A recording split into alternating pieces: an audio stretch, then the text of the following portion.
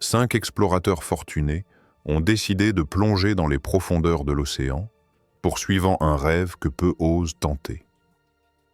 Ils s'embarquaient dans une mission périlleuse, à bord d'un engin qui s'avérerait être une véritable bombe à retardement.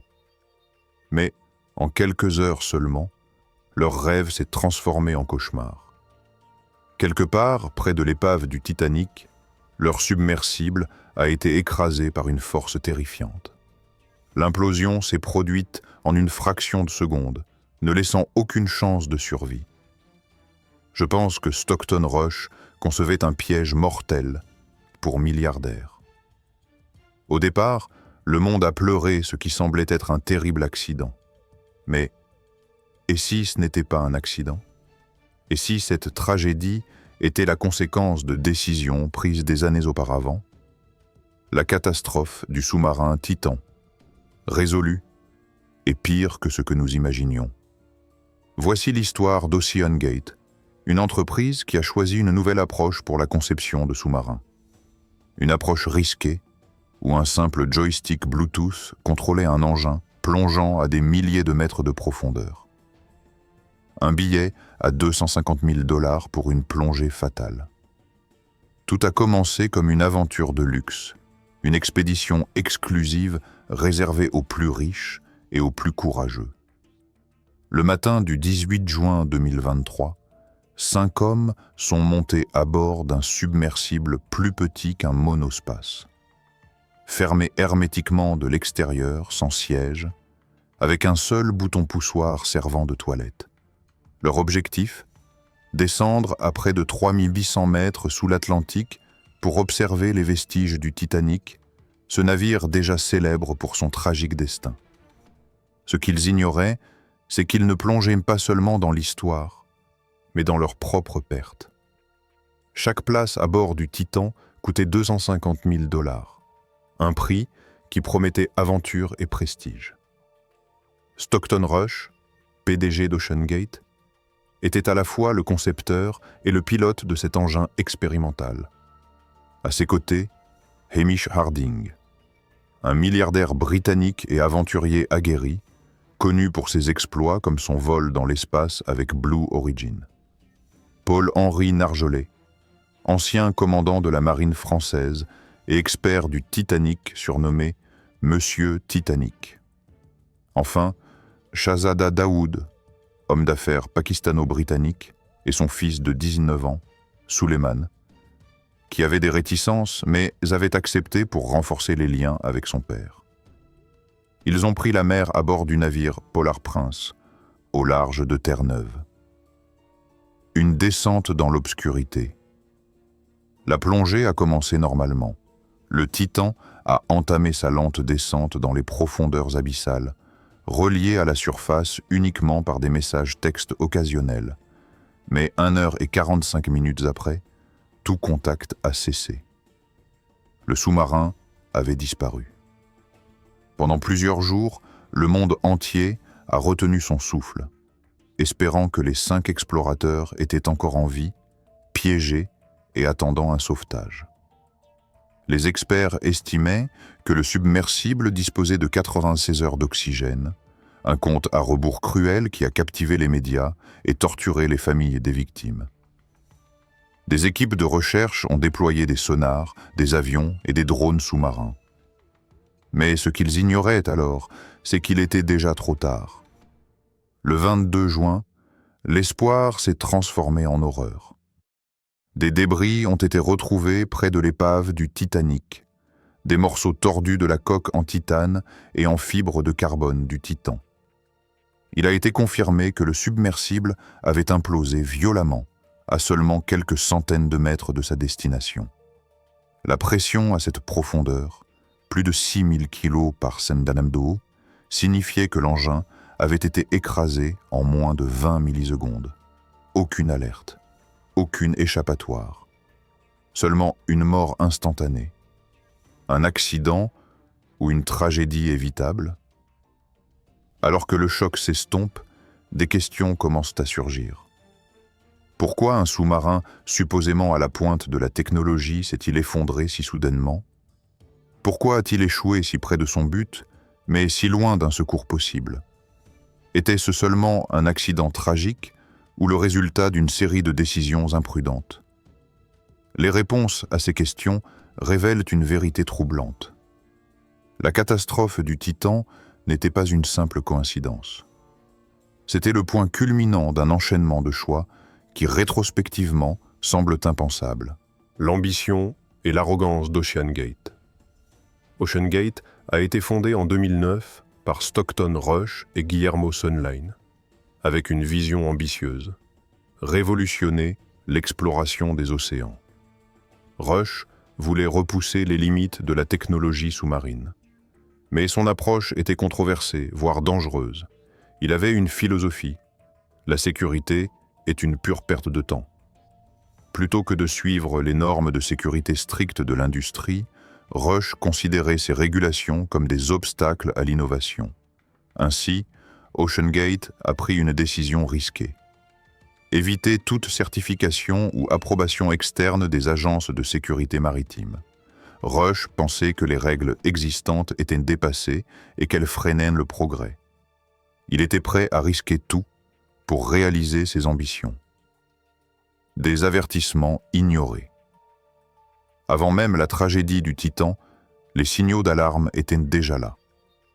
En 2018, David Lockridge, directeur des opérations maritimes d'OceanGate, avait tiré la sonnette d'alarme. Il avait découvert que la coque en fibre de carbone du Titan n'avait pas été testée pour résister aux pressions abyssales. Il avait également signalé que la petite fenêtre du submersible, le hublot, n'était certifiée que pour des profondeurs de 300 mètres, bien loin des 3800 mètres nécessaires pour atteindre le Titanic. Quand Lockridge a exprimé ses préoccupations, il a été licencié. OceanGate a même intenté un procès contre lui pour violation de confidentialité. Ces avertissements n'étaient pas isolés. En 2018, des experts de l'industrie ont écrit une lettre à Rush, l'exhortant à ne pas éviter les certifications. Ils craignaient que le design hybride en fibre de carbone et titane du Titan échoue sous la pression extrême. Une conception vouée à l'échec. Le Titan n'était pas un sous-marin comme les autres. Conçu comme une innovation radicale, il s'écartait des normes établies. Mais cette innovation s'est avérée être une erreur fatale. La coque en fibre de carbone, bien que légère et économique, n'était pas adaptée aux pressions profondes. Ces couches pouvaient se délaminer, c'est-à-dire se séparer sous le stress répété. OceanGate a ignoré ces risques et a choisi de surveiller la coque en temps réel à l'aide de capteurs acoustiques, au lieu de tester la coque dans des conditions réelles. Les premiers signes de défaillance. Des signaux inquiétants étaient apparus bien avant le plongeon fatal du 18 juin 2023. Lors de plongées d'essais précédentes, le Titan avait déjà montré des signes de faiblesse. Des fissures microscopiques, appelées microfractures, avaient été détectées dans la coque en fibre de carbone. Ces fissures étaient visibles dans les données acoustiques collectées lors des tests de plongée, mais elles ont été ignorées ou minimisées par OceanGate. Un ancien employé a rapporté qu'après chaque plongée, des craquements inhabituels étaient audibles, ce qui pouvait indiquer que les matériaux subissaient une fatigue structurelle. Mais au lieu d'arrêter les opérations pour analyser ces anomalies, OceanGate a continué à plonger. Même avec des équipements de navigation basiques et une absence de système de secours, le Titan a poursuivi ses expéditions. Ces lacunes technologiques n'étaient pas seulement des choix audacieux, elles étaient des erreurs fatales. Une culture d'entreprise toxique à l'intérieur d'OceanGate, les critiques sur la sécurité n'étaient pas bienvenues. Une culture de peur et de silence s'était installée. Les employés qui exprimaient des réserves sur le design ou les opérations du Titan se voyaient marginalisés ou menacés de licenciement. Les ingénieurs et techniciens étaient souvent sous pression pour respecter des délais stricts, même si cela signifiait ignorer des préoccupations cruciales. Un technicien a décrit l'ambiance comme étant dominée par une mentalité de l'innovation à tout prix, où la vitesse et l'image de marque prenaient le pas sur la sécurité. En 2023, un courriel interne envoyé par un ingénieur portait ce sujet. C'est terrible. Ce message, simple et désespéré, soulignait l'état de dégradation de certaines parties du Titan, mais il n'a jamais été pris en compte par les dirigeants. Le rêve du Titanic Stockton Rush avait transformé l'épave du Titanic en un outil marketing puissant. Il savait que cet endroit mythique, à la fois fascinant et tragique, attirerait les riches aventuriers prêts à dépenser une fortune pour s'en approcher. Mais la réalité technique du voyage vers 3800 mètres sous l'eau était bien plus complexe que ce que les clients imaginaient. La pression à cette profondeur est comparable à 50 avions de ligne écrasant une surface de la taille d'un timbre-poste. Même les matériaux les plus résistants, comme le titane, nécessitent des tests rigoureux pour garantir leur intégrité. Pourtant, le Titan, conçu sans certification officielle, n'avait pas été soumis à ces tests. OceanGate avait choisi de faire confiance à sa propre technologie expérimentale, malgré les avertissements des experts. Des erreurs fatales dans la conception. La conception du Titan présentait des défauts majeurs. La coque en fibre de carbone, bien qu'innovante, elle était inadaptée pour des plongées répétées à de telles profondeurs. Sa structure pouvait se détériorer progressivement, rendant chaque plongée plus risquée. Le joystick Bluetooth. Utiliser une manette de jeu pour piloter un submersible de cette complexité était un choix controversé. Bien que fonctionnelle, cette solution n'offrait pas la fiabilité nécessaire pour des expéditions aussi dangereuses. Absence de système de secours. Contrairement à d'autres submersibles, le Titan ne disposait pas de bouées de secours automatiques ou de système de largage d'urgence pour remonter à la surface en cas de problème. Ces choix, présentés comme des innovations par OceanGate, ont finalement scellé le destin du Titan et de ses passagers. La tragédie du 18 juin 2023. Le matin de la tragédie, les passagers à bord du Titan étaient enthousiastes mais nerveux. Des témoins sur le Polar Prince ont rapporté avoir vu Suleiman Daoud, le plus jeune des passagers, hésiter avant d'embarquer. Il avait confié à des proches qu'il était terrifié par l'idée de cette plongée. Pendant la descente, tout semblait normal au début. Mais environ 1h45 après le départ, des problèmes sont apparus. Des vibrations inhabituelles ont été ressenties par les passagers. Un son aigu, semblable au grincement du métal sous pression, a été entendu. Puis, soudainement, tout contact avec le Polar Prince a été perdu. Quelques jours plus tard, les débris de l'épave ont révélé la vérité. Le Titan avait implosé. La pression extrême avait écrasé le submersible en une fraction de seconde, ne laissant aucune chance aux passagers. L'enquête de 2025. En juin 2024, le magazine Wired a publié une enquête explosive intitulée « La catastrophe du Titan, ce qu'on ne nous a jamais dit ». Grâce à des emails internes, des journaux d'ingénierie et des témoignages d'anciens employés, l'enquête a révélé que la tragédie était évitable. Les capteurs acoustiques du Titan avaient détecté des signes de fatigue de la coque dès 2021. Ces alertes avaient été ignorées ou qualifiées de normales par OceanGate. Plusieurs ingénieurs avaient recommandé une refonte complète de la conception, mais leurs propositions avaient été rejetées. L'article a également révélé que, lors de la plongée finale, des anomalies acoustiques avaient été enregistrées quelques minutes avant l'implosion, mais aucun protocole n'avait été mis en place pour réagir à ces signaux. Les conséquences. Après la publication de ces révélations, la réaction mondiale a été immédiate. OceanGate a suspendu toutes ses opérations, disparaissant presque complètement de la scène publique. Les familles des victimes ont intenté des procès pour négligence et fautes graves. accusant l'entreprise d'avoir sciemment ignoré les risques. L'affaire a également déclenché un débat mondial sur la régulation des expéditions en milieu extrême. Des experts ont commencé à exiger des certifications obligatoires pour tous les submersibles commerciaux, afin d'éviter qu'une telle tragédie ne se reproduise. Une leçon tragique. La catastrophe du Titan a mis en lumière les dangers de l'arrogance humaine. Ce n'était pas seulement une tragédie technologique, mais une tragédie éthique, alimentée par l'obsession de repousser les limites sans tenir compte des conséquences. Alors que le monde avance, cette histoire reste un rappel poignant. Certaines règles existent pour une raison. Les leçons de la tragédie.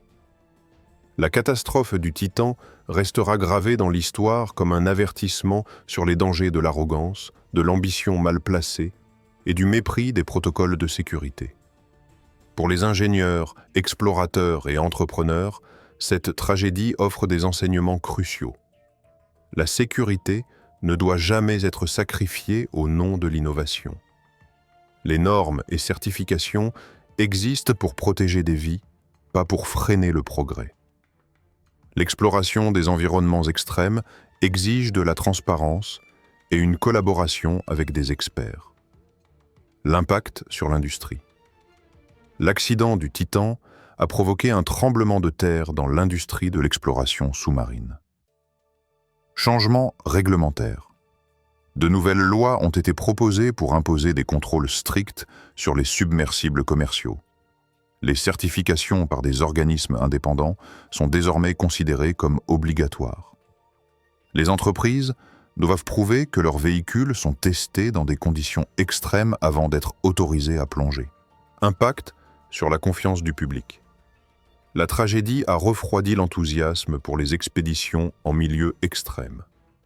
Que ce soit dans les profondeurs de l'océan ou dans l'espace, les consommateurs hésitent désormais à financer des projets risqués.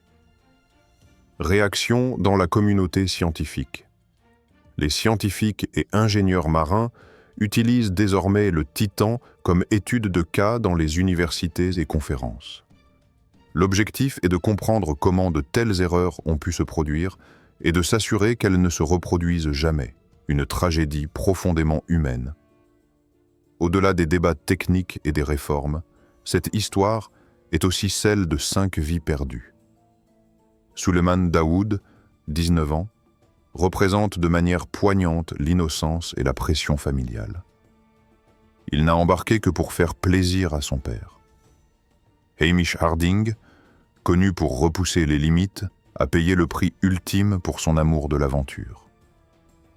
Paul-Henri Narjolet, un homme qui avait passé sa vie à étudier l'épave du Titanic, a finalement trouvé la mort près de ce navire qu'il admirait tant. Ces pertes rappellent que derrière les chiffres et les faits techniques se trouvent des personnes, chacune avec des rêves, des peurs et des familles qui pleurent leur absence. OceanGate et le silence. Depuis la catastrophe, OceanGate a fait profil bas. Leur site internet a été supprimé. Les anciens employés refusent de parler publiquement, par peur de représailles ou de poursuites. Mais le silence de l'entreprise n'a fait qu'amplifier la colère et l'indignation des familles. Des questions restent sans réponse. Pourquoi les passagers n'ont-ils pas été informés des risques réels ? Comment les investisseurs ont-ils permis à OceanGate de continuer à fonctionner malgré les avertissements ? Et surtout, pourquoi personne n'a-t-il écouté les ingénieurs qui sonnaient l'alarme ? Une histoire qui résonne. Le Titanic et le Titan partagent une tragédie commune. Les deux ont été construits avec la promesse de repousser les limites de l'ingénierie. Les deux ont été victimes d'un excès de confiance et d'une sous-estimation des forces de la nature. Et dans les deux cas, des vies humaines ont été sacrifiées pour des erreurs qui auraient pu être évitées. La fascination pour ces deux histoires, séparées par plus d'un siècle, révèle une vérité intemporelle. L'orgueil humain peut conduire à des catastrophes si nous oublions de respecter les limites imposées par la nature. Et maintenant, L'histoire du Titan laisse derrière elle une question essentielle. Jusqu'où sommes-nous prêts à aller pour repousser les frontières de l'exploration? Alors que l'humanité continue de chercher à explorer les derniers endroits inaccessibles, les fonds océaniques, l'espace profond, cette tragédie nous rappelle que le progrès doit être accompagné de prudence. La catastrophe d'Ocean Gate n'est pas seulement une leçon pour l'industrie maritime. C'est un avertissement pour toutes les industries émergentes qui flirtent avec les limites de la technologie et de la sécurité. En fin de compte, la véritable exploration ne consiste pas seulement à atteindre l'inconnu, mais à le faire de manière responsable et respectueuse des vies humaines. Alors, que pensez-vous de cette tragédie et des leçons qu'elle nous enseigne? Partagez vos réflexions dans les commentaires. Merci de nous avoir suivis et à bientôt pour un nouveau sujet fascinant.